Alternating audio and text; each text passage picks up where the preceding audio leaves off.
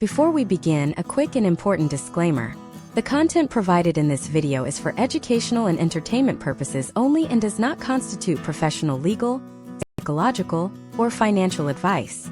The social and legal landscape regarding family law and domestic relations varies significantly by jurisdiction and individual circumstance.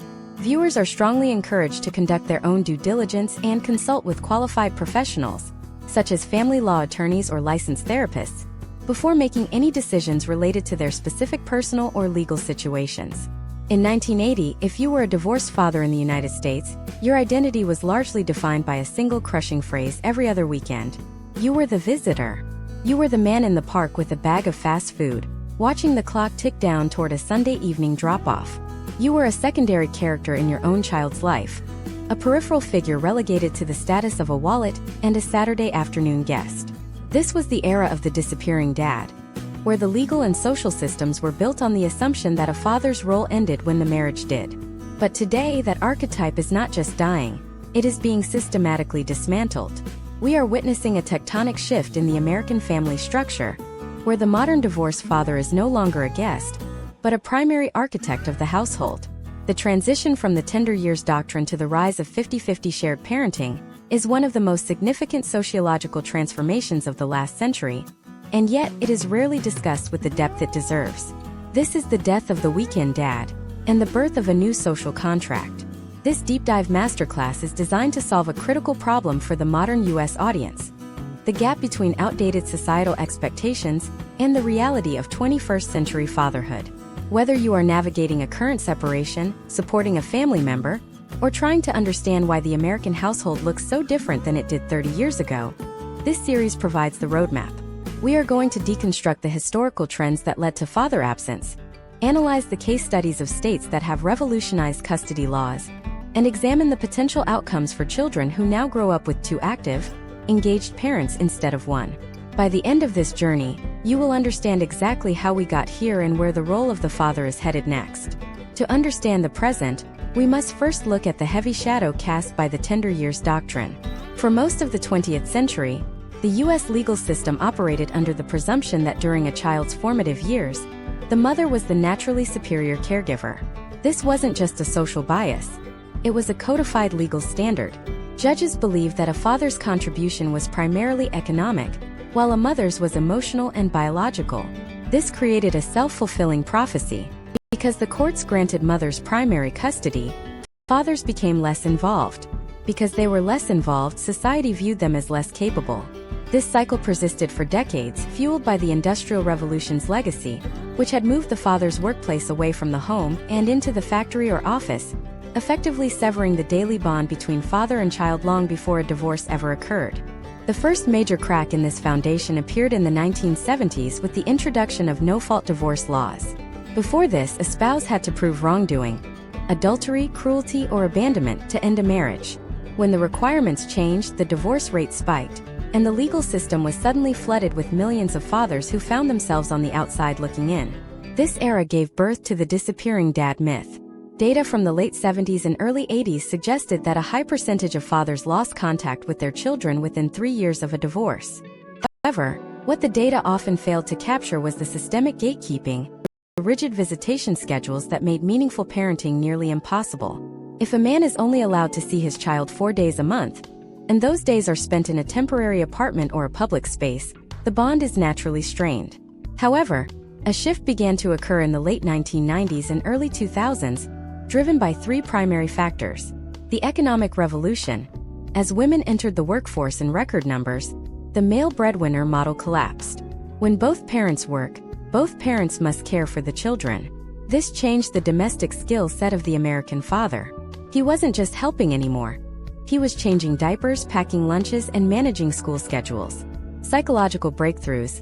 Longitudinal studies, such as those conducted by Dr. Michael Lamb and other developmental psychologists, began to prove that a father's involvement was a primary predictor of a child's long-term success. Children with active fathers showed higher levels of emotional regulation, better academic performance, and lower rates of substance abuse. The advocacy movement. Divorced fathers began to organize. Groups focused on shared parenting started lobbying state legislatures, arguing that the best interests of the child standard the vague metric used by judges, should default to a presumption of equal time. Let's look at the historical trends in custody outcomes to see the scale of this change. In the 1960s, it is estimated that mothers were awarded sole physical custody in over 90% of cases. By the 2020s, that number has shifted dramatically. In states like Kentucky, which passed a landmark 50-50 joint custody law in 2018, we have seen a total reimagining of the post-divorce landscape. Case studies from these regions show that when the law assumes both parents are equal from day one, the level of conflict between parents often decreases, as there is no winner-take-all prize to fight over. But this transformation isn't just about hours on a calendar. It's about the emotional labor of fatherhood. The modern divorced dad is often more involved in his child's life than his own father was in the context of an intact marriage. We see this in the rise of nested parenting or birdnesting, where the children stay in the family home and the parents rotate in and out. This reflects a shift in priority from the parent's convenience to the child's stability. Consider the following data points that illustrate this shift. Census Bureau reports, the number of single-father households has increased ninefold since 1960. While still a smaller percentage than single-mother households, the trajectory is clear and consistent. Time use surveys. Modern fathers, regardless of marital status, spend approximately 3 times as much time on childcare as fathers did in 1965. Paternity leave trends. The push for paternal leave in the corporate world has normalized the idea that a father's presence is essential from day one, creating a blueprint for involvement that persists even if the marriage fails. The transformation also touches on the concept of social stigma. In the 1980s, a divorced dad was often viewed with suspicion by neighbors and educators. Today, he is a visible and expected part of the school community. He is the coach of the soccer team, the leader of the PTA, and the one coordinate playdates in the group chat. Society has started to recognize that a man's ability to parent is not tied to his relationship status with the child's mother. However, we must be candid. This transition is not complete, and it is not without its hurdles. The legal system in many states still relies on standard possession orders that feel like relics of the 1950s. Financial structures like child support are still largely based on a model where one parent has all the time and the other parent has all the income, a model that breaks down in a dual-income 50-50 custody reality. As we move forward in this deep dive, we will explore the specific legislative battles happening right now in states like Florida and Texas.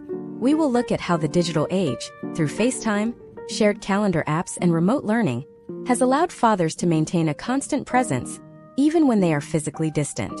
We will analyze the potential outcomes for a generation of children who are the first to grow up in an era where dad's house isn't a place they visit, but a place where they live.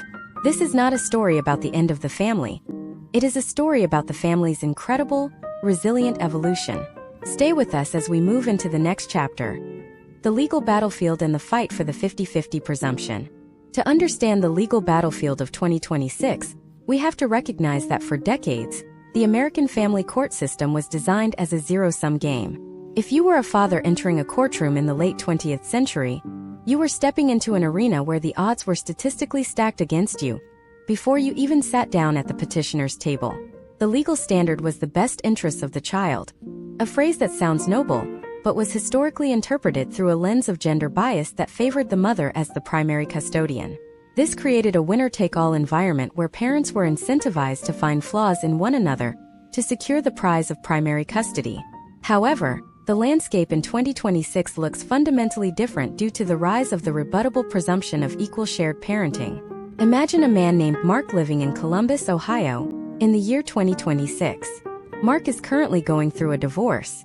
If Mark had gone through this process in 1996, his legal counsel likely would have told him to settle for every other weekend and one weeknight dinner. He would have been told that unless the mother was proven unfit by a high evidentiary standard, his role would be secondary. But in 2026, the conversation Mark has with his attorney is vastly different. In a growing number of states, the law now begins with the assumption that a 50-50 split is what is best for the child. This is the rebuttable presumption. It means the judge starts the clock at 50% for Mark and 50% for his spouse. If one parent wants more time, the burden of proof is on them to demonstrate why the other parent is a risk to the child's well-being. This shift from having to earn time to having time by default is the most significant legal victory for fathers in the history of the United States. The catalyst for this nationwide movement was the state of Kentucky. In 2018, Kentucky became the first state to pass a law establishing a presumption of joint custody and equal parenting time in all temporary and permanent custody orders. The historical trends following this legislation provide a blueprint for the rest of the country. Within just a few years of the law's passage, Kentucky saw a double-digit decrease in the number of family court filings that reached a high conflict status. Why? Because when the law removes the possibility of one parent winning total control, the incentive to fight tooth and nail disappears. Potential outcomes shifted from expensive, multi-year litigation to mediated settlements. If both parents know they are going to end up with 50% of the time anyway, they are less likely to spend their life savings on attorneys to prove the other parent is slightly less capable of packing a lunch or helping with homework. By 2026, we have seen this trend sweep through states like West Virginia, Florida, and Missouri.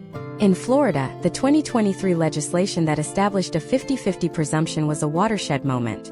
It signaled that even in large, demographically diverse states, the political and social will had shifted toward the recognition of fathers as essential. Case studies from these states show that the legal change is often preceded by a change in public perception. For years, the argument against 50-50 was that it would be too disruptive for children to move between two homes. But current longitudinal data suggests that the disruption of moving between houses is far less damaging than the disruption of losing a meaningful relationship with the father. Let us look closer at the mechanics of how these laws work in 2026. A rebuttable presumption does not mean that every single family is forced into a 50-50 split. The legal system still maintains safety guardrails. In cases of domestic violence, substance abuse, or neglect, the presumption is easily rebutted. However, the threshold has changed. In the old system, a father often had to prove he was a superhero to get 40% of the time.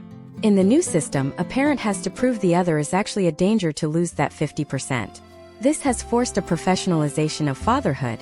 Men are now entering the courtroom with evidence of their involvement, logs of doctor appointments, records of school involvement, and proof of their ability to maintain a stable environment.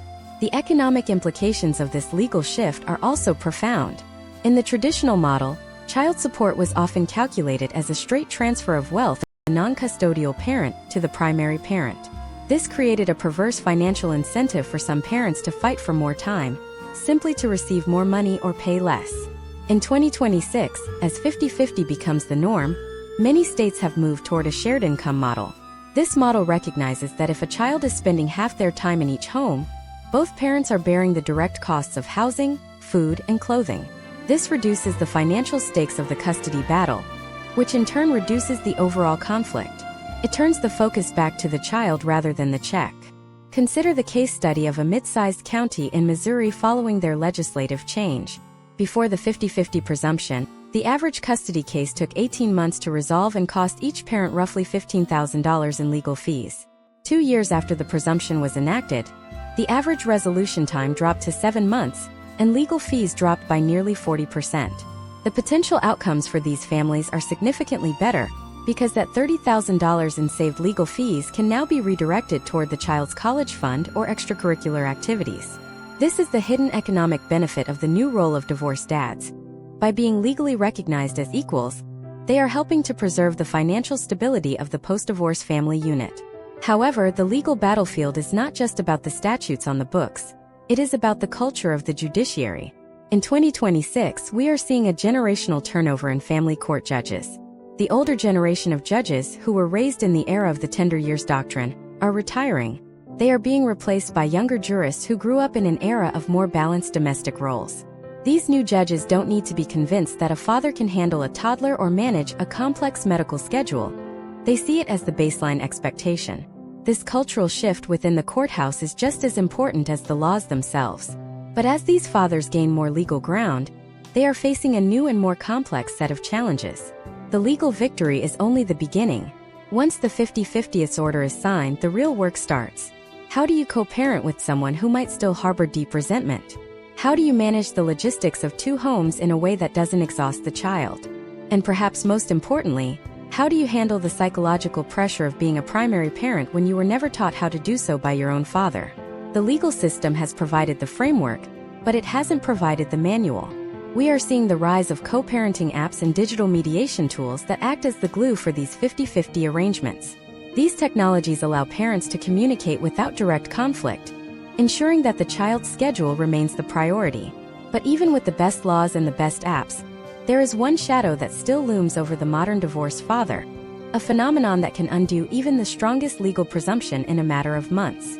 As we conclude this look at the legal battlefield, we have to acknowledge that the fight for 50-50 has been won in many courtrooms, but the battle for the child's heart and mind is often fought in the living room. There is a specific devastating tactic that some parents use to circumvent the law entirely, rendering a 50-50 court order useless. It is a psychological war that is becoming the new frontier of family law in 2026. In the next part, we will explore the controversial and high-stakes world of parental alienation, and how modern fathers are fighting back against the systematic erasure of their presence. The psychological landscape of divorce in 2026 has introduced a complex and often devastating phenomenon that modern fathers must navigate: the systematic erasure of their presence through parental alienation. This is not merely a high-conflict disagreement. It is a clinical process where a child is manipulated into rejecting a parent without a valid justification. To understand why this is a central pillar in the transformation of the divorced dad's role, we must look at how the battle has shifted from the physical courtroom to the child's internal identity.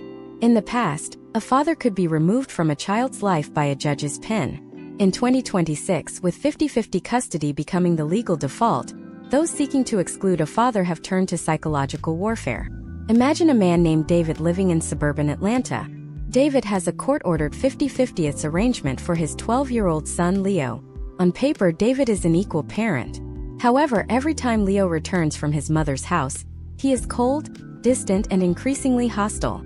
Imagine if every conversation David tries to start is met with a rehearsed script of grievances that a 12-year-old would likely not conceive on their own. This is the campaign of denigration. It is a calculated effort to rewrite the child's history, turning a once loving bond into a narrative of fear or neglect. For David, the challenge is no longer about getting the time. It is about making that time meaningful when the child has been programmed to resist it. Historical trends show that parental alienation was once dismissed as a fringe theory or a legal tactic used by disgruntled parents.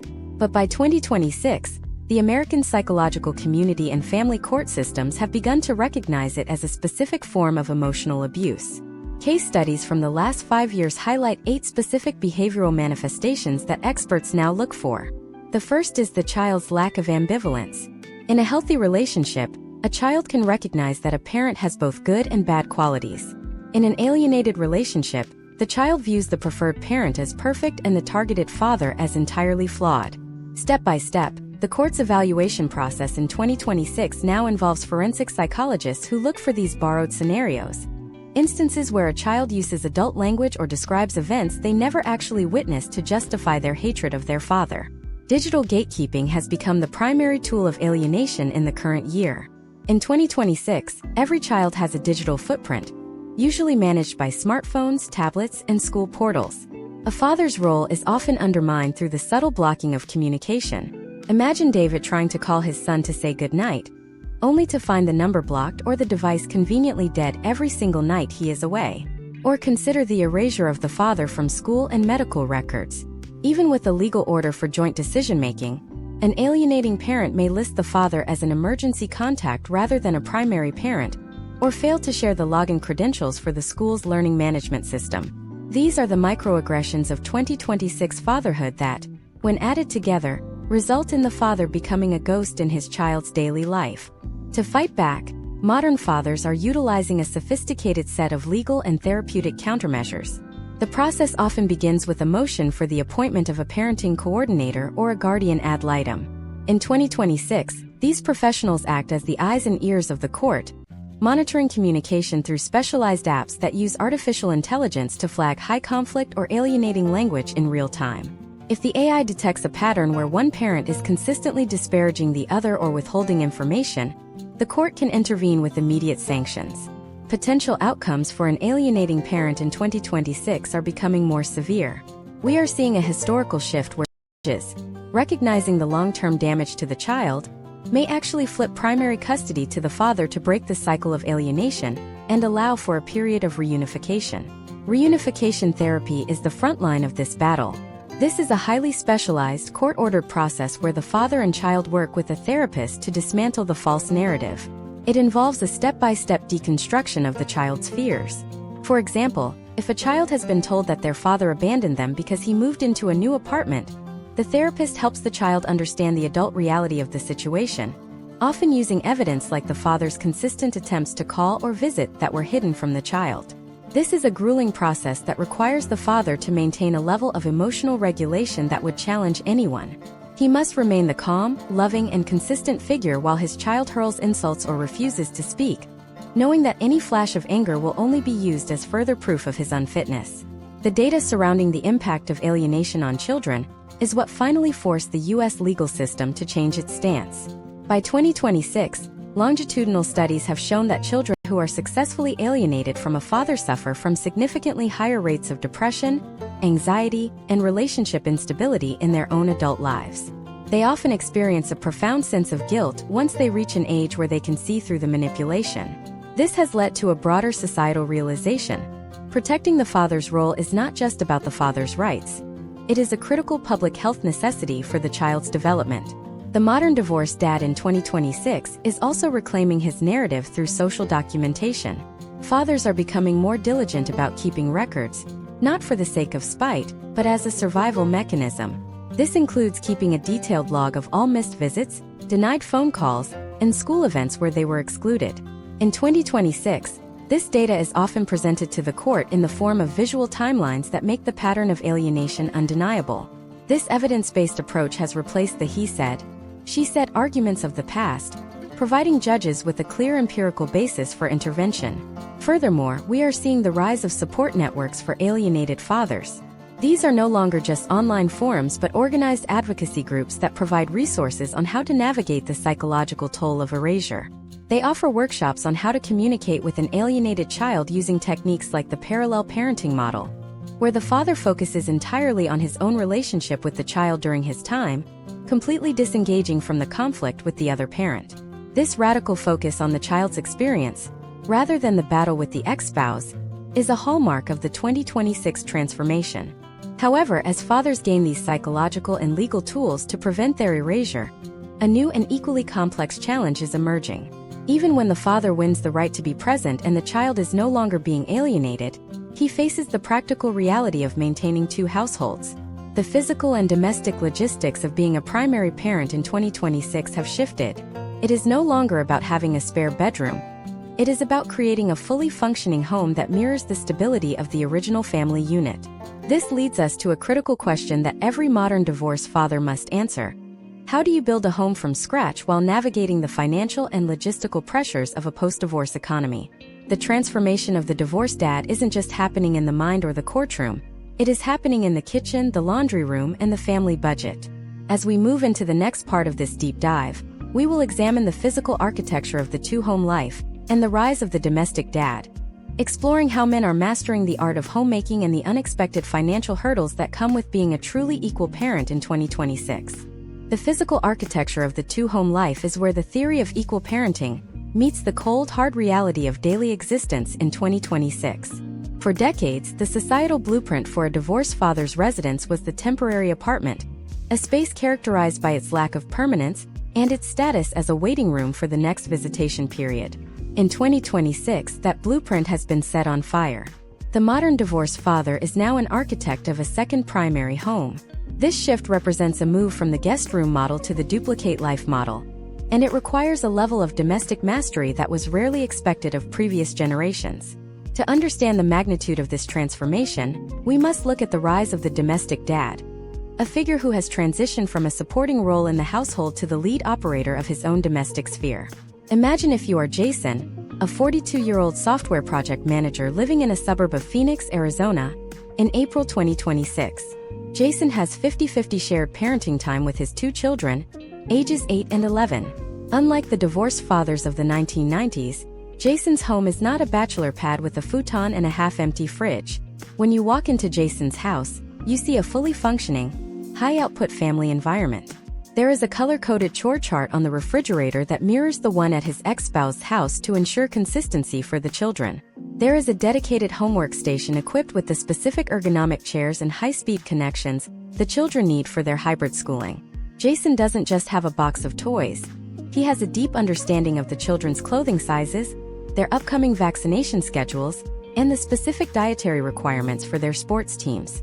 This is the ownership of the mental load, a concept once reserved almost exclusively for mothers, now being adopted as a survival and thriving mechanism by fathers. Historical trends show that the learning curve for this domestic mastery was often a primary point of friction in the early years of the shared parenting movement. In the early 2020s, many fathers entering the 50-50 landscape faced a significant domestic skill gap. They were competent professionals, but many had relied on a traditional division of labor during their marriages. By 2026, we see the potential outcomes of a decade of men's domestic education. Case studies from fathers advocacy groups indicate that the fastest-growing demographic for home management apps and meal prep services is single, divorced fathers. Jason, for instance, uses an AI-integrated pantry management system that syncs with his ex-spouse's data to ensure the kids are getting a balanced nutritional profile throughout the week, regardless of which house they are in. This isn't about being a super dad. It's about the professionalization of the household.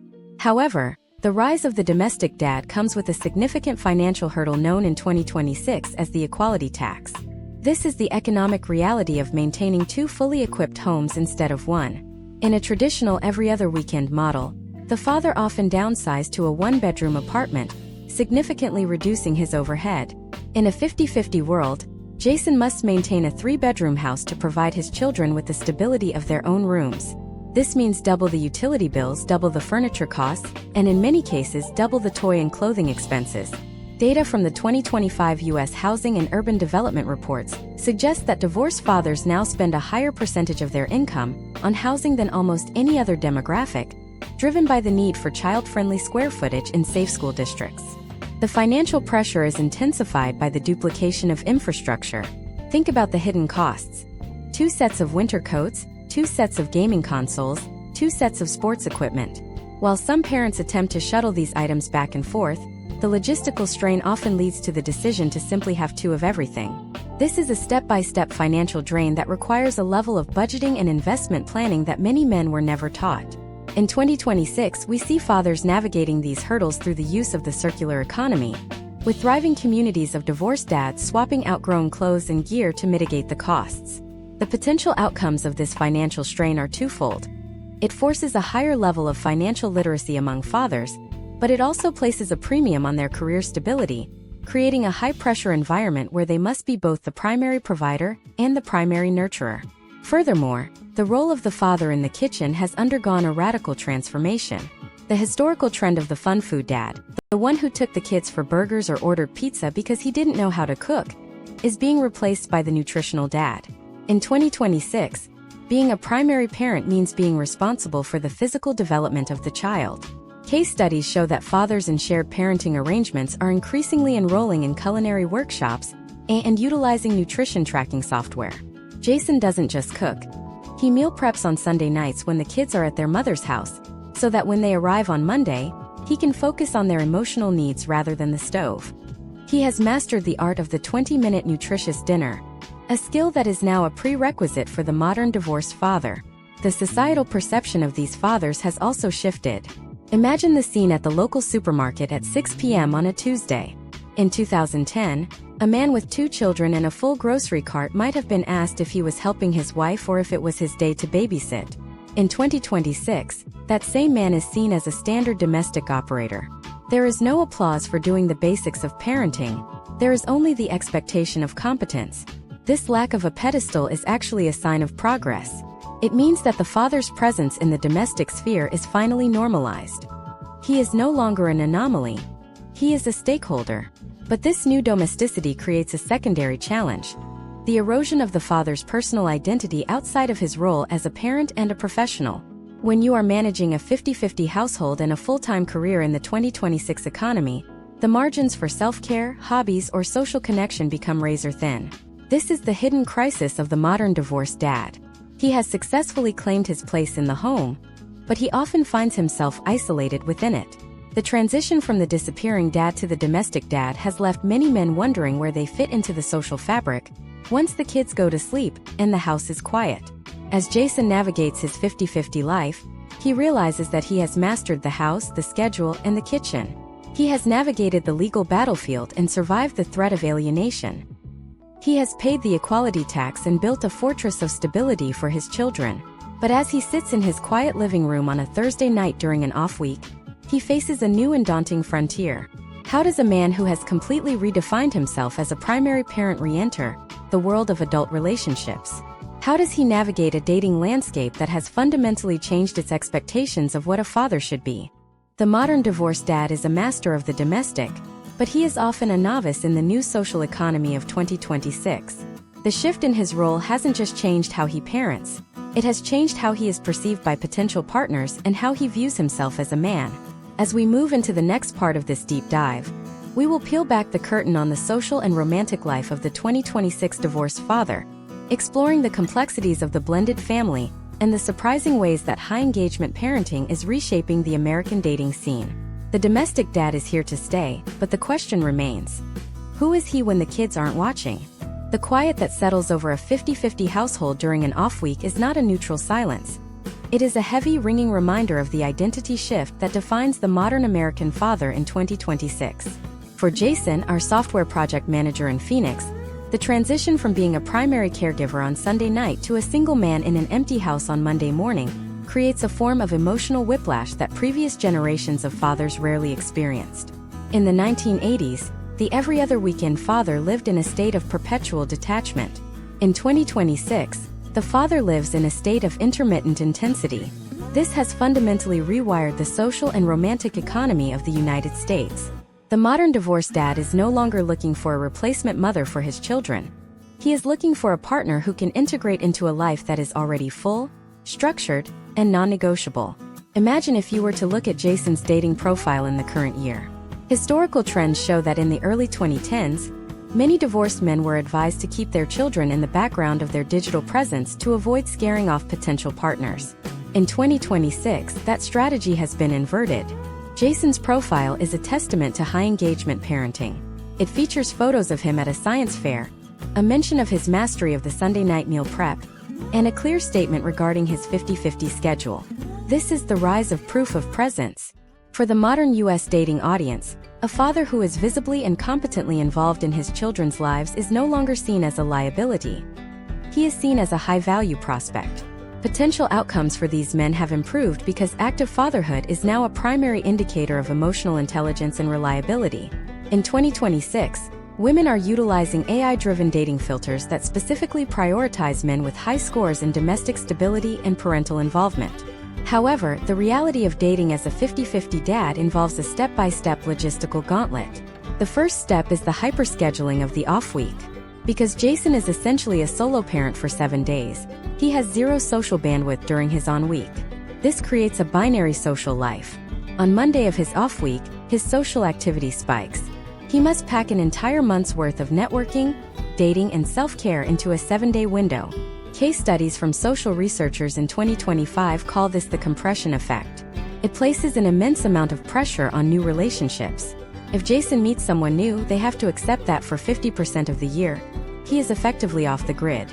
This requires a level of transparency and digital communication that has redefined the early stages of courtship. Let's look at a case study of a date Jason has in mid-2026 with Sarah, a professional who also manages a complex career. In a 1996 scenario, the conversation might have revolved around the bitterness of the divorce or the distance from the children. In 2026, the conversation is about the synchronization of schedules. Sarah asks Jason not about his ex-wife, but about his co-parenting app. She wants to know if he has a healthy, business-like relationship with his co-parent. In this new social contract, a man who speaks poorly of his children's mother, or who lacks a clear court-ordered schedule is a red flag. The modern divorced dad must demonstrate that his life is a well-oiled machine. He isn't looking for someone to fix his life. He is looking for someone to join his team. The economic reality we discussed, the equality tax, also follows him into the dating world. Jason has to be highly strategic with his dating budget. Since he is maintaining a 3-bedroom house on a single income, his disposable income for high-end dating is lower than that of his childless peers. This has led to the rise of the domestic date. In 2026, it is common for second or third dates to occur in the home during an off-week, focusing on shared cooking or home-based activities. This is a practical response to the financial pressures of the 50-50 lifestyle. One of the most complex transformations occurs when two 50-50 parents decide to merge their lives.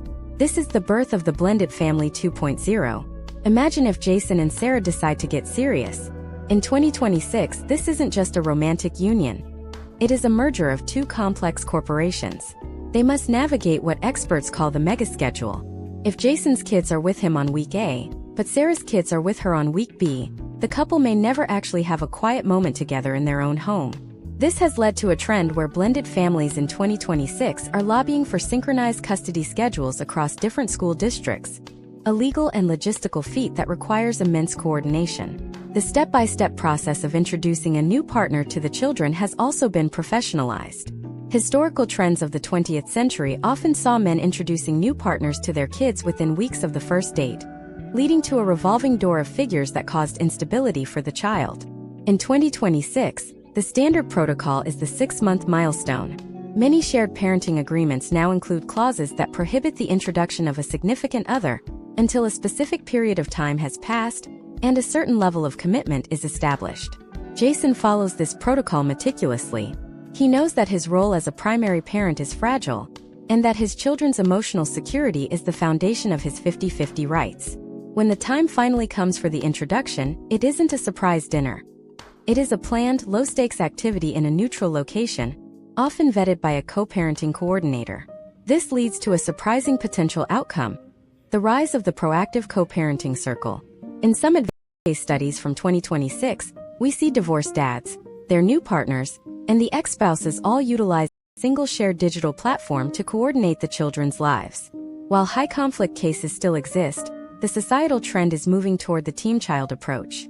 The modern divorced dad is the anchor of this circle. He is no longer a satellite figure.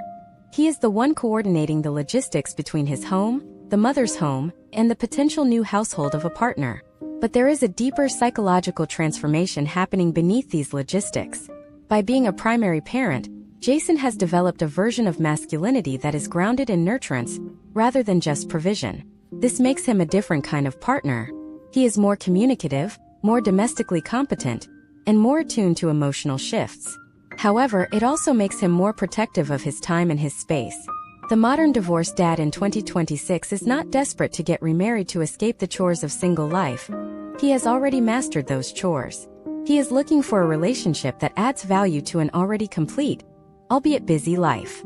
As Jason navigates this social economy, he realizes that the transformation of the divorced dad is nearly complete. He has gone from a legal visitor to a legal equal, from a domestic novice to a domestic master, and from a social pariah to a high-value romantic partner. But there is one final overarching challenge that looms over the entire U.S. landscape in 2026. It is the systemic issue of how the American workplace views this new high-engagement father. While the home and the dating app have evolved, the corporate world is often still stuck in 1985. The tension between being a 50-50 primary parent and a high-performing professional is the new frontier of the gender gap. As we move into the next part of this deep dive, we will examine the corporate collision, the battle for flexible work, the stigma of the 3 p.m. school pickup, and how modern divorced fathers are leading the charge for a total overhaul of the American work-life balance. Jason has conquered the courtroom and the living room, but can he conquer the boardroom without losing his 50%? The answer will define the future of the U.S. economy. The corporate collision of 2026 is the final and perhaps most resistant frontier in the transformation of the divorced father. While the legal system has pivoted toward 50-50 custody, and the domestic sphere has normalized the high-engagement dad, the American workplace remains a structure largely built on the ghost of the 1950s ideal worker. This ideal worker is someone with zero domestic responsibilities, a person whose time is entirely fungible, and whose commitment is measured by physical presence and late-night availability. For Jason, our software project manager in Phoenix, this creates a structural paradox. He is legally and morally required to be a primary parent for 50% of the year, yet his professional environment often expects him to behave as if his children do not exist. To understand how the role of the divorced dad is reshaping the U.S. economy, we must examine the friction between the boardroom and the school pickup line. Historically, the American corporate world offered a fatherhood bonus. Married men were often seen as more stable, reliable, and deserving of higher pay because they were viewed as the primary providers for a dependent family. However, in 2026, as divorced fathers move into the 50-50 parenting space, They are beginning to experience the fatherhood penalty, a phenomenon previously reserved almost exclusively for mothers. When Jason informs his vice president that he cannot attend a 4:30 p.m. strategy session on a Tuesday because it is his on week and he must collect his children from their extracurricular activities, he is not met with the same support a provider might have received in the past. Instead, he faces a subtle but pervasive professional cooling. This is the 3 p.m. stigma, the assumption that a man who prioritizes a school schedule is a man who has lost his competitive edge. To navigate this, modern fathers are leading a movement for what sociologists in 2026 call the professionalization of flexibility. This is not about asking for favors. It is about a step-by-step renegotiation of the employment contract. Imagine if Jason, instead of apologizing for his schedule, presents his employer with a data-driven performance roadmap. He utilizes asynchronous communication tools and project management software to prove that his output remains consistent, even if his hours are non-traditional. He uses AI scheduling assistants to block out his on-week afternoons 6 months in advance, ensuring that his team knows exactly when he is reachable and when he is offline. This shift from time-based productivity to results-based productivity is a direct outcome of the divorced dad's need for logistical precision. Case studies from the tech hubs of Austin and Silicon Valley in 2025 and 2026 show a growing trend of men-led labor organizing focused on parenting rights. These are not traditional unions, but internal corporate advocacy groups demanding that parenting status be included in diversity, equity, and inclusion frameworks. They argue that a company cannot claim to be inclusive if its culture penalizes the 50-50 father.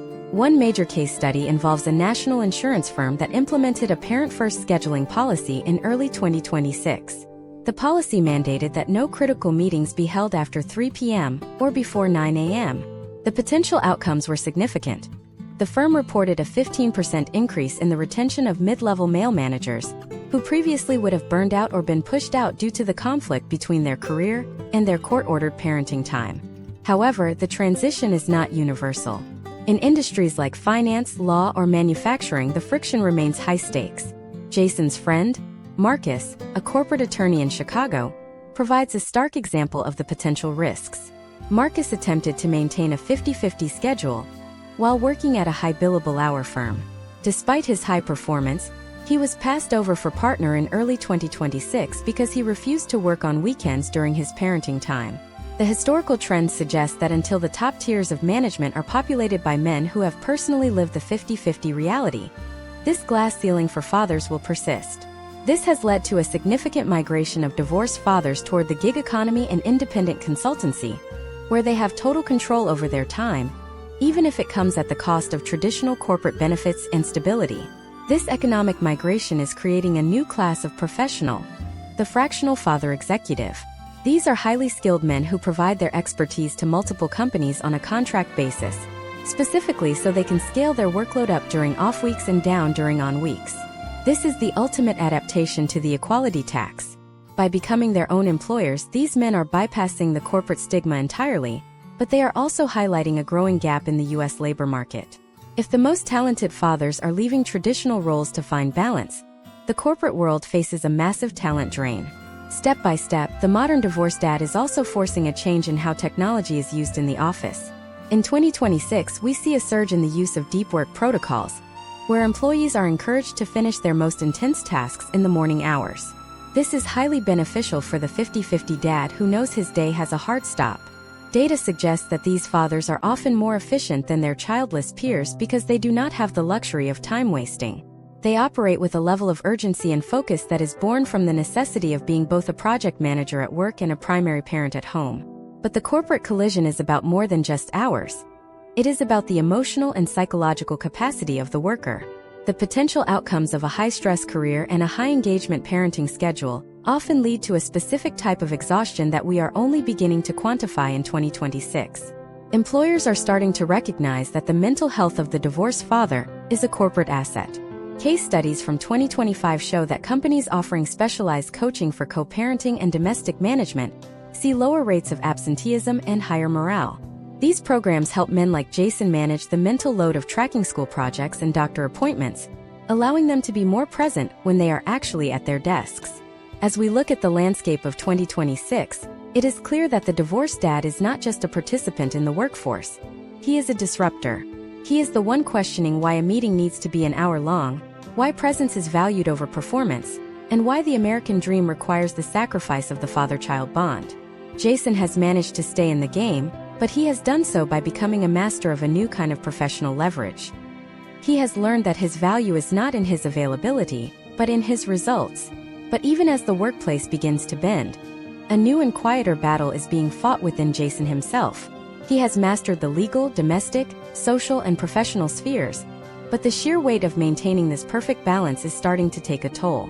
The modern divorced dad has redefined everything about his external life, but what about his internal life? The transformation has given him his children, but at what cost to his own psyche? The visible success of the 50-50 dad often masks an invisible crisis of burnout and isolation. As Jason closes his laptop at 2:55 p.m. to make it to the school bus stop, he is winning the battle for time, but he is losing the battle for rest. In the next part of this deep dive masterclass, we will explore the mental health crisis of the modern divorced father, the hidden reality of the invisible weight, the rise of male-centered support groups, and the physiological impact of being the man who has to do it all twice as hard, with half the support. We have documented the external transformation. Now we must look at the man behind the schedule. The invisible weight of the 2026 divorced father is a psychological burden that manifests in the quiet moments between the high-stakes demands of work and home. For Jason, that weight is most palpable on what he calls the Sunday transition.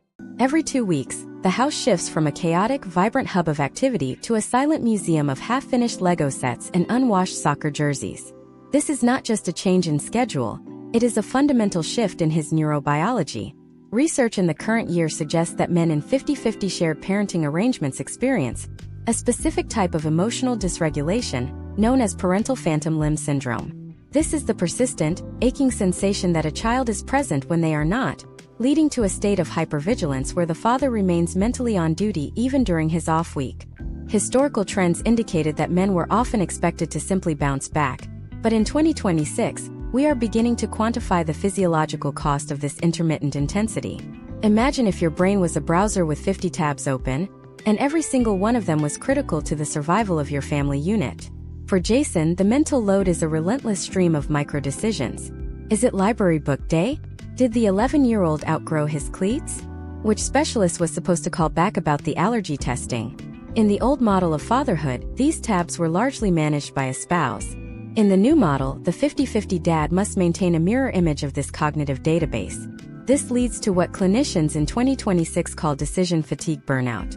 Data from the National Fatherhood Survey of 2025 reveals that divorced fathers in high engagement roles report a 30% higher rate of chronic stress-related ailments compared to married fathers. Their cortisol levels do not follow the standard diurnal rhythm. Instead, they remain elevated during the on-week and crash into a state of depressive exhaustion during the off-week. The physiological impact is not limited to stress hormones. Case studies utilizing biowearable technology in 2026 have documented a pattern of sleep fragmentation in divorced dads. Jason's heart rate variability, HRV, shows a consistent decline during his weeks with the children, indicating a nervous system that is perpetually in a fight-or-flight state. He is not just a parent.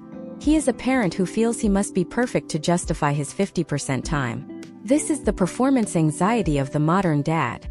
Every scraped knee or forgotten homework assignment feels like a potential piece of evidence that could be used against him in a future legal filing. This creates a state of chronic hyperarousal that wears down the physical body, leading to early-onset hypertension and a weakened immune system. But the most profound crisis is the loneliness paradox. In 2026, Jason is more connected than any father in history. He has the co-parenting apps, the school portals, and the group chats. Yet, when the kids are gone, he faces a social vacuum that the modern U.S. economy is ill-equipped to fill. Most social structures are designed for couples or for single people without domestic anchors. The 50-50 dad is neither. On his off weeks, he is often too exhausted to engage in traditional male social rituals, and on his on weeks, he is entirely unavailable. This leads to a gradual erosion of his non-parental social identity. Imagine Jason sitting in his living room on a Tuesday night. He has mastered the domesticity we discussed earlier. His meal prep is done, his house is clean, but he is profoundly alone. The silence isn't a reprieve, it's a vacuum. To combat this, 2026 has seen the rise of the vanguard circles. These are not the grievance-filled basements of the past where men gathered to complain about their ex-spouses. Instead, these are high-level, male-centered support groups focused on emotional regulation and the science of co-parenting. These groups utilize a step-by-step process of vulnerability that would have been unthinkable a decade ago. In a typical session, Jason doesn't talk about his legal battle. He talks about the moment of panic he felt at the grocery store when he realized he couldn't remember which brand of yogurt his son currently prefers. This admission of small failures is the first step in dismantling the hypercompetence shield, the mask that many divorced fathers wear to prove they are capable of doing it all. Potential outcomes for men who engage in these specialized support networks are significantly better than for those who attempt to white-knuckle the experience alone. These circles provide a communal mental load, a place where men can trade tactical advice on everything from managing childhood anxiety to navigating the complex emotions of a former spouse's new relationship. They are also utilizing digital privacy tools to create safe spaces where professional men can discuss their mental health without fear of it being weaponized in court. This is the professionalization of male vulnerability, a critical component of the 2026 transformation. However, we must also address the stoic trap. Many men of Jason's generation were raised with the idea that a father's strength is found in his silence and his ability to endure. In the context of 50-50 parenting, this stoicism can be a death sentence. It prevents men from seeking the medical and psychological interventions they need until they reach a point of total system failure. Historical trends showed a spike in male suicide rates and substance abuse following divorce.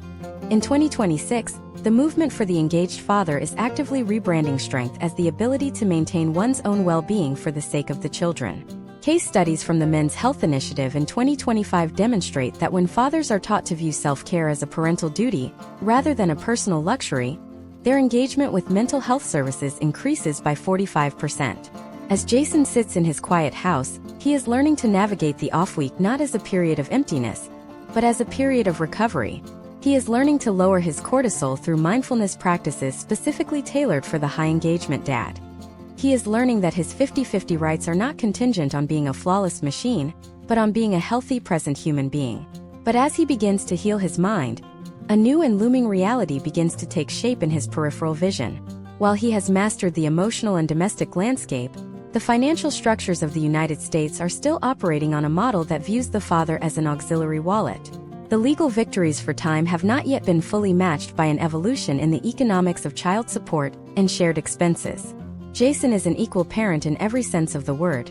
He does the laundry, the homework, the emotional labor, and the cooking, yet the state's financial algorithms may still see him as a visitor. This leads us to the most controversial and high-stakes portion of our masterclass. How do you fund an equal parenting lifestyle when the system still uses a primary custodian math? As we move into the next part, we will dive deep into the financial engineering of the 50-50th life. We will explore the battle over the Child Support 2.0 movement, the rise of shared expense accounts, and the shocking data that reveals how the current financial system may actually be incentivizing conflict. Jason has saved his mind, but can he save his bank account? The next chapter will expose the hidden cost of equality.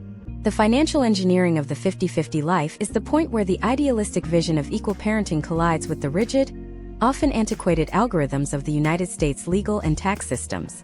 As we move through 2026, the economic reality for fathers like Jason has become a complex puzzle of balancing two full-scale households while navigating a child support system that was originally designed for a winner-take-all era. In the late 20th century, child support was a straightforward transfer of wealth from a non-custodial visitor to a primary caregiver. But in a world where both parents are primary, the math of the past is creating the friction of the present. To understand the transformation of the divorced dad, we must look at how he is forced to become a forensic accountant of his own life, managing what experts now call the math of resentment. Imagine if you are Jason, and you have finally secured a court order for 50-50 physical custody. You have the house, the bedrooms are ready, and you are performing half of the labor. However, when the state's child support calculator runs the numbers, you are still ordered to pay a significant monthly sum to your ex-spouse. This happens because most U.S. states in 2026 still use the income shares model, which estimates the total amount of money parents would spend on a child if they were still living together, and then divides that amount based on each parent's income. The problem arises in the parenting time offset. In many jurisdictions, the financial credit a father receives for having the children 50% of the time is not 50% of the cost. The system often assumes that the mother's house remains the primary economic hub, leaving the father to fund a full household for his children while simultaneously subsidizing the other. This creates the cliff effect, a high-stakes legal phenomenon that is a primary driver of conflict in 2026. In certain states, there is a specific threshold, often 40 or 50% of overnights, where the child support amount drops significantly. Imagine if Jason has 182 nights a year, and the law considers that 50-50, resulting in a manageable support payment. But if his schedule shifts to 180 nights, he crosses the cliff, and his payment could potentially double or triple. This historical trend of tying dollars to overnights has effectively weaponized the calendar. It incentivizes parents to fight over a single Tuesday night, not because of the child's well-being, but because of the four-figure impact on their monthly bank balance. The modern divorced dad in 2026 must navigate this minefield with extreme precision, often utilizing digital tracking apps to prove his compliance with the schedule to the exact minute. To manage the equality tax, the massive overhead of duplicating a life, fathers are turning to a step-by-step process of shared expense engineering. The first step in this 2026 model is the creation of the neutral wallet. This is a shared, high-tech banking account specifically designed for co-parents. Instead of one parent paying the other and hoping the money is spent on the child, both parents contribute a calculated percentage of their income into this digital vault. All child-related expenses, from school fees to medical co-pays and extracurricular equipment, are paid directly from this account. This transparency removes the primary source of post-divorce conflict, the suspicion of how child support is being utilized. Case studies from 2025 show that parents using shared expense accounts report a 60% reduction in financial-related arguments within the first year. However, the internal logic of the 2026 tax code introduces another layer of complexity. For a 50-50 father, the question of who claims the child tax credit, CTC, or who files as head of household is a major financial pivot point. In the past, the custodial parent almost always took these benefits. In 2026, the IRS has increasingly complex tiebreaker rules for parents who spend exactly equal time with their children. Jason and his ex-spouse must negotiate a rotating schedule for these tax benefits or face an audit. This requires a level of long-term financial planning and cooperation that is often difficult to maintain in a high-conflict divorce. Potential outcomes for those who fail to coordinate these tax filings include significant penalties and the loss of critical household liquidity. We are also seeing the rise of the Child Support 2.0 movement. This is a legislative push in several U.S. states to move away from cash transfers between parents and toward a system of direct pay mandates. Under this model, the higher-earning parent might be ordered to pay for the children's private school tuition, health insurance, or mortgage directly, rather than sending a check to the other parent. This shift acknowledges that in 2026, the goal is to ensure the child's standard of living is maintained in both homes, rather than simply balancing the bank accounts of the adults. Historical trends suggest that when fathers see their money going directly to a child's specific need, their willingness to pay increases, and the rate of arrears decreases. But the hidden cost of equality isn't just in the big-ticket items. It's in the microtransactions of daily life. In 2026, the cost of a middle-class childhood has skyrocketed. Think about the tech requirements for a modern student: laptops, tablets, high-speed internet, and specialized software. When these items have to exist in two places, or when they are damaged in transit between homes, the question of who pays becomes a flashpoint. Jason has learned to utilize specialized insurance products designed for divorced families that cover the loss or damage of shared items. This is part of the professionalization of fatherhood, treating the domestic logistics like a small business where every risk is mitigated and every expense is tracked. The data reveals a stark reality. 50-50 fathers often have a lower net worth 5 years after divorce than their every other weekend counterparts. This is the cost of presence. By choosing to be a primary parent, Jason has traded his ability to downsize and his ability to work unlimited overtime for the right to be there for the school projects and the bedtime stories. The potential outcomes of this choice are profound for the child, but they require a level of financial discipline that is rarely discussed in the media. In 2026, the most successful divorced dads are those who have embraced a minimalist, high-efficiency lifestyle, stripping away personal luxuries to fund the duplication of their children's world. As we look at the financial landscape, it is clear that the transformation of the divorced dad is being held back by a system that still views him as a secondary character. The movement for financial reform is the next great battle. Fathers are demanding that the law recognize their domestic labor as a financial contribution, arguing that the time they spend cooking, cleaning, and parenting should be offset against the cash they are required to pay. This is the argument for labor equivalency and child support, a concept that is gaining traction in 2026 as more men take on the roles traditionally held by stay-at-home mothers. But even as Jason masters the shared accounts, the tax credits, and the legal offsets, he realizes that the most expensive part of his new life isn't the money leaving his bank account. It is the social cost of being a man who has broken the traditional mold. He has rebuilt his home and his finances, but he is now looking at a society that is still trying to decide where he fits. The final transformation isn't legal, domestic, or financial. It is cultural. As the financial dust settles, Jason looks toward the future. His children are thriving because of his presence. His career has survived the corporate collision, and his home is a sanctuary of stability. But as he prepares for the next decade, he realizes that the story of the divorced dad is part of a much larger shift in the American identity. We have documented the individual transformation. Now we must look at the macro-level impact on the next generation. What happens when a country is raised by a generation of men who refuse to be visitors? In the next part of this deep dive, we will explore the legacy of the engaged father, the long-term psychological data on the children of 50-50, and how these kids are growing up with a fundamentally different view of gender, family, and what it means to be a man in America. The ripple effect is just beginning, and it will change the face of the United States forever. The legacy of the engaged father in 2026 is not merely a collection of legal victories or domestic adjustments. It is the fundamental rewiring of the next generation of American citizens. For decades, the narrative surrounding the children of divorce was rooted in the concept of the broken home, a term that suggested a permanent state of structural and emotional deficit.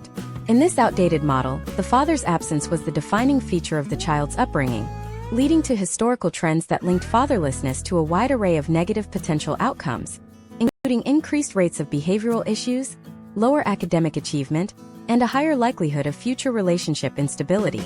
However, by 2026, the rise of the 50-50 shared parenting model has birthed a new sociological reality: the dual-centered household. This shift represents a move from a deficit-based model to an abundance-based model, where children do not lose a family, but rather gain a more complex and resilient support structure. To understand the magnitude of this shift, we must examine the concept of triadic competence. This is a psychological framework that researchers in 2026 are using to describe children who grow up navigating the unique dynamics of two highly engaged, primary households. Unlike children in the 1990s who viewed their father's home as a temporary vacation spot, children today, like Jason's 16-year-old son Leo, develop a high level of emotional intelligence and adaptability from an early age. Imagine if a child's world was not split into a primary and a secondary sphere, but was instead anchored by two equally significant pillars. Case studies from 2025 and 2026 indicate that children in 50-50 arrangements often score higher on measures of emotional regulation and conflict resolution than those in sole custody environments. This is because they are daily witnesses to the logistical and emotional labor of two parents who must communicate, coordinate, and lead independently. The developmental data in 2026 is beginning to dismantle the long-standing myths of the tender years doctrine. Longitudinal studies now show that the most critical factor for a child's long-term success is not the marital status of the parents, but the quality and frequency of the father's engagement. By being a primary parent, Jason provides Leo with the blueprint for a balanced identity. Leo does not just see his father as a provider or a disciplinarian. He sees him as a nurturer, a cook, a scheduler, and an emotional anchor. This exposure to a multidimensional masculinity is the step-by-step process through which the next generation is being immunized against the rigid and often harmful gender roles of the past. Historical trends in 2026 suggest that boys raised by high-engagement divorced fathers are 50% less likely to adhere to toxic masculine stereotypes and are significantly more likely to participate in domestic and caregiving roles in their own future families. Furthermore, the academic advantage of the 50-50 child is becoming a focal point of U.S. educational research. In a sole custody model, the mental load of schooling often fell entirely on one parent, leading to burnout and missed opportunities for academic support. In Jason's dual-centered household, The children benefit from two distinct sets of intellectual resources and perspectives. Leo has two parents who attend parent-teacher conferences, two parents who monitor his grades via digital portals, and two homes equipped with the tools for learning. Potential outcomes for these students include higher rates of college enrollment and a more sophisticated ability to manage complex schedules. Data from the 2026 National Education Assessment indicates that children in shared parenting arrangements perform at parity with children from intact families, effectively closing the gap that was once attributed to divorce itself. Let us look at a specific case study of the ripple effect on social identity. Imagine Leo at age 18, preparing to enter the dating world of the late 2020s. Because he grew up in a 50-50 environment, his view of relationships is not based on the idea of a fixed hierarchy. He has seen that a father's role is essential and hands-on, and he has seen that a mother's role is not defined by domestic servitude. This creates a generation of young men and women who enter adulthood with a radically different set of expectations for partnership. They are more likely to seek out egalitarian relationships and are better equipped to handle the complexities of shared responsibility. This is the death of the visitor mentality, replaced by a deep-seated belief in the necessity of presence. The psychological impact of this transformation also extends to the prevention of the intergenerational cycle of father absence.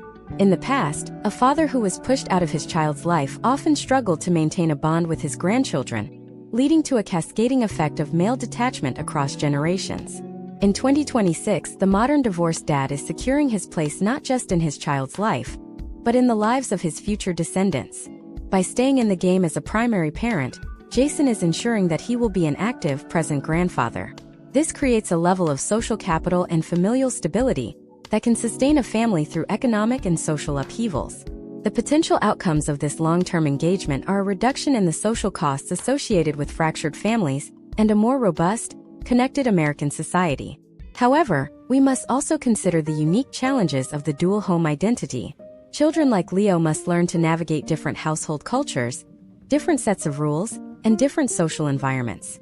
In 2026, this is increasingly managed through the use of shared family value statements and digital synchronization.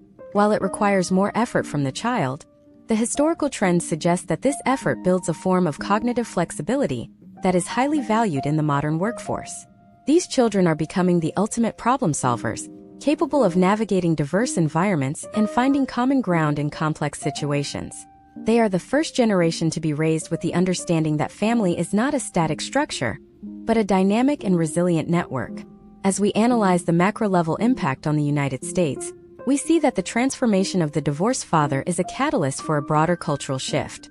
The normalization of the 50-50 dad is forcing schools, healthcare providers, and community organizations to rethink their outreach. In 2026, every school form has space for two primary addresses. Every doctor's office assumes both parents need the medical portal login. This systemic recognition of the father's role reinforces the child's sense of security. They no longer feel like they are living in two separate worlds, but rather in one integrated world that spans two locations. The final potential outcome of this legacy is the redefinition of the American dream. It is no longer about the picket fence and the static nuclear family. It is about the ability to maintain deep, meaningful connections regardless of relationship status. Jason's children are the pioneers of this new dream. They are proof that a child can thrive, excel, and be emotionally whole even when their parents live in different zip codes. They are the living evidence that the presence of a father is not a luxury, but a fundamental requirement for a healthy society.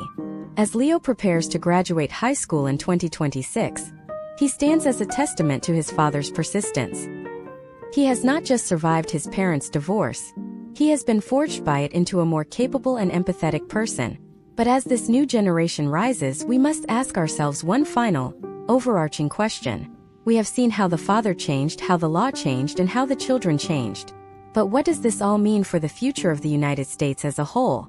We are standing on the precipice of a new era of social organization, where the lessons learned in the 50-50 household will be applied to our workplaces, our communities, and our politics. The transformation of the divorced dad was the spark, but the resulting fire is reshaping the entire American landscape. In the final part of this masterclass, we will pull all these threads together to look at the global horizon and the 2030 vision. We will explore how the American model of shared parenting is influencing the rest of the world, and what the final state of the divorced father will look like as we move toward the next decade. The journey from every other weekend to equal partner is almost complete, but the most profound changes are still to come.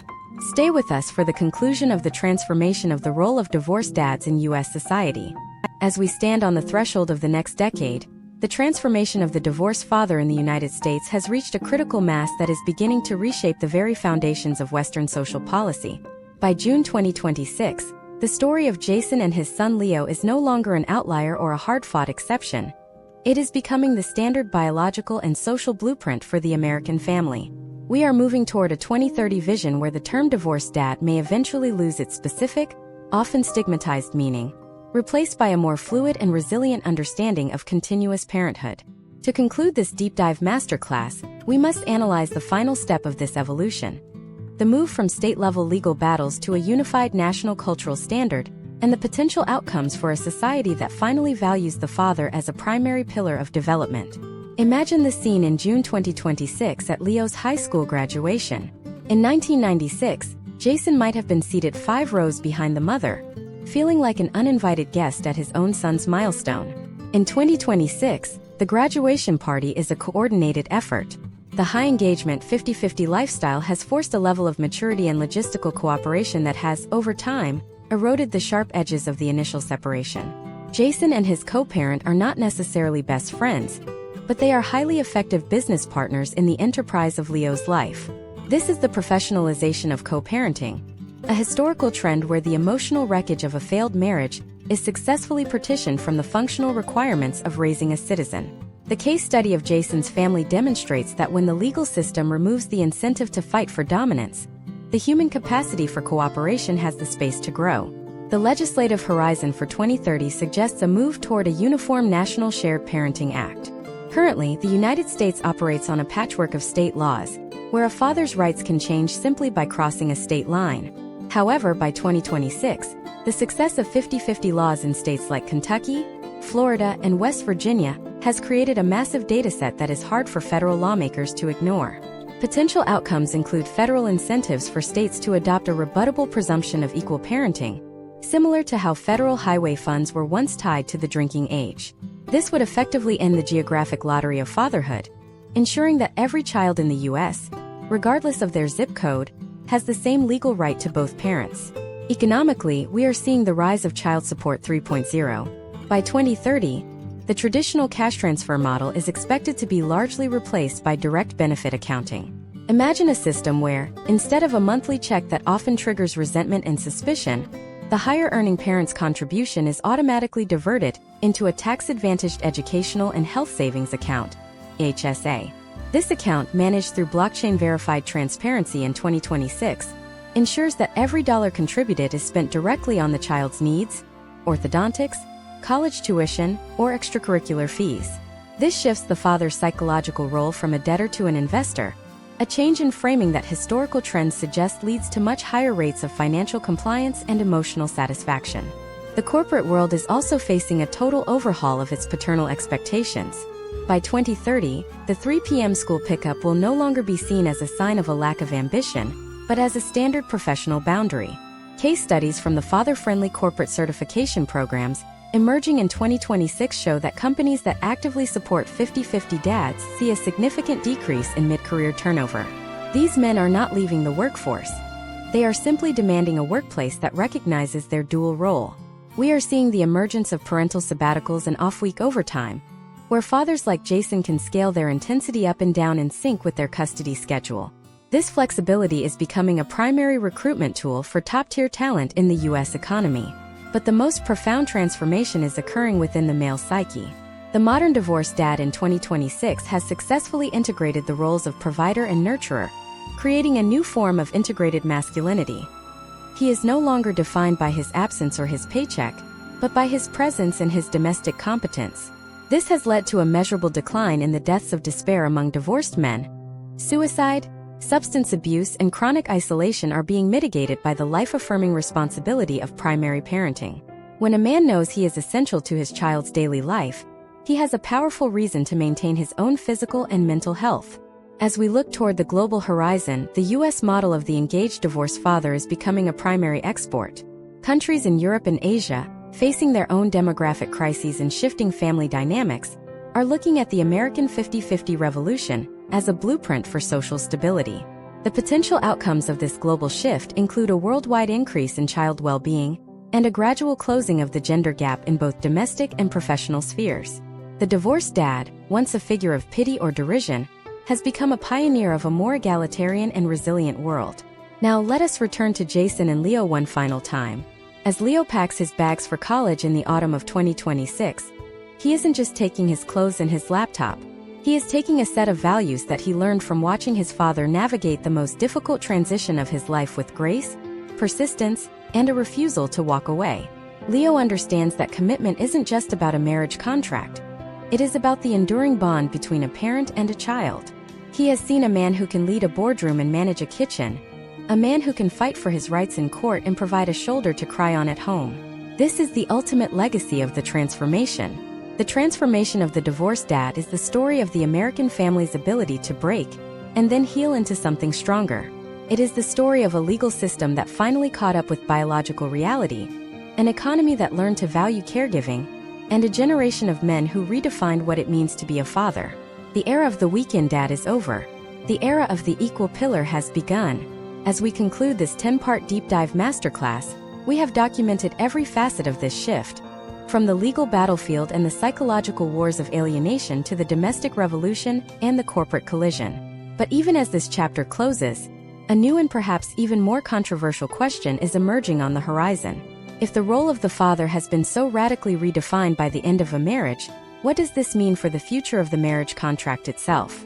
Are we moving toward a society where the bond between parent and child is the only permanent legal structure, while adult relationships become increasingly fluid and contractual? The 50-50 revolution has solved the crisis of the disappearing dad, but it has opened a new dialogue about the very nature of human commitment in the 21st century. What happens to the American household when the children of 50-50 parenting become the ones drafting the laws of 2050? The ripple effect of Jason and Leo's journey is just beginning to reach the furthest shores of our culture. This masterclass has provided the roadmap for the present, but the destination is a world we are only just beginning to imagine. If you found value in this deep dive into the sociological and legal transformation of the American father, you may be wondering how these same forces are currently reshaping the role of the modern mother in a 50-50 world.